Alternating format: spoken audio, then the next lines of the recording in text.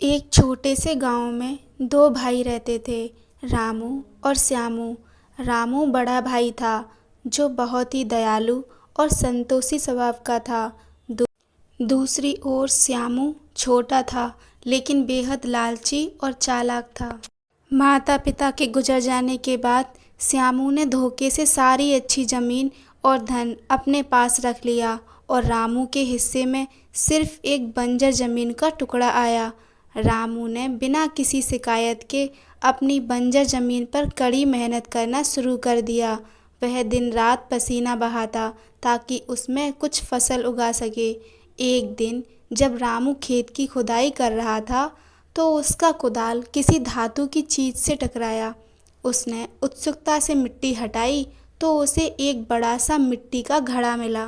घड़ा दिखने में बहुत पुराना था लेकिन खाली था। थका हुआ रामू अपनी कुदाल घड़े के अंदर रखकर एक पेड़ की छांव में आराम करने चला गया। शाम को जब वह वापस आया और घड़े से अपनी कुदाल निकाली तो वह हैरान रह गया। घड़े के अंदर एक नहीं बल्कि 100 कुदालें चमक रही थीं। रामू को समझते देर ना लगी कि यह कोई साधारण घड़ा नहीं बल्कि एक जादुई घड़ा है। उसने आजमाने के लिए उसमें एक रोटी डाली और तुरंत घड़ा रोटियों से भर गया। रामू की किस्मत बदल चुकी थी। उसने अपनी ज़रूरत भर चीज़ें घड़े से निकाली और बाकी बची हुई चीज़ें गांव के गरीब लोगों में बांटना शुरू कर दिया। जल्द ही रामू की इस अचानक बदली किस्मत की खबर छोटे भाई श्यामू तक पहुंच गई। श्यामू को जलन होने लगी। वह एक रात चुपके से रामू के घर गया और खिड़की से झांककर जादुई घड़े का राज देख लिया। अगले ही दिन जब रामू घर पर नहीं था, रामू ने वह घड़ा चुरा लिया और अपने घर ले आया।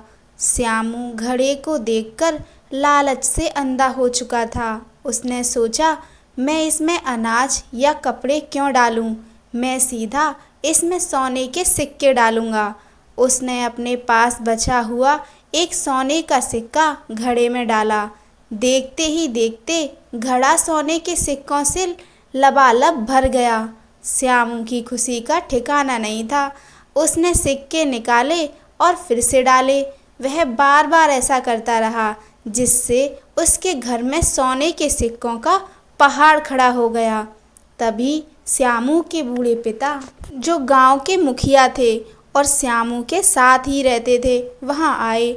उन्होंने जब यह सब देखा तो उन्हें अपनी आंखों पर यकीन नहीं हुआ। वह घड़े के पास गए और उसमें झांकने लगे। श्यामू को डर लगा कि कहीं उसके पिता सोने के सिक्के ना ले लें या घड़े पर अपना हक ना जता दें। इसी घबराहट और लालच में श्यामू ने अपने पिता को पीछे धकेलने की कोशिश की, लेकिन धक्का इतनी तेज था कि बूढ़े पिता अपना संतुलन खो बैठे और सीधे जादुई घड़े के अंदर गिर गए। श्यामू घबरा गया। उसने तुरंत अपने पिता को बाहर खींचा। पिता सुरक्षित थे, लेकिन जैसे ही वह बाहर आए, घड़े के अंदर से एक और पिता बाहर निकले, फिर दूसरा, फिर तीसरा। देखते ही देखते घड़े से 100 पिता बाहर निकल आए और सब के सब असली होने का दावा कर रहे थे। वे आपस में झगड़ने लगे और श्यामू से अपने भोजन और संपत्ति की मांग करने लगे। श्यामू का घर उन बूढ़े पिताओं से भर गया।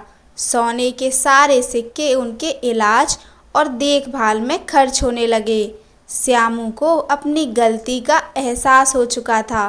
वह रोता हुआ रामू के पास गया और अपनी सारी करतूतें बताकर माफ़ी मांगी। दयालु रामू ने श्यामू को माफ़ कर दिया और दोनों ने मिलकर उन बुजुर्गों की सेवा की। लेकिन जादुई घड़ा अब गायब हो चुका था। सीख: इस कहानी से हमें यह सीख मिलती है कि लालच का फल हमेशा कड़वा होता है। जो दूसरों का हक मारता है और अपनी ज़रूरत से ज़्यादा की चाह रखता है, वह अंत में अपना सब कुछ गंवा बैठता है।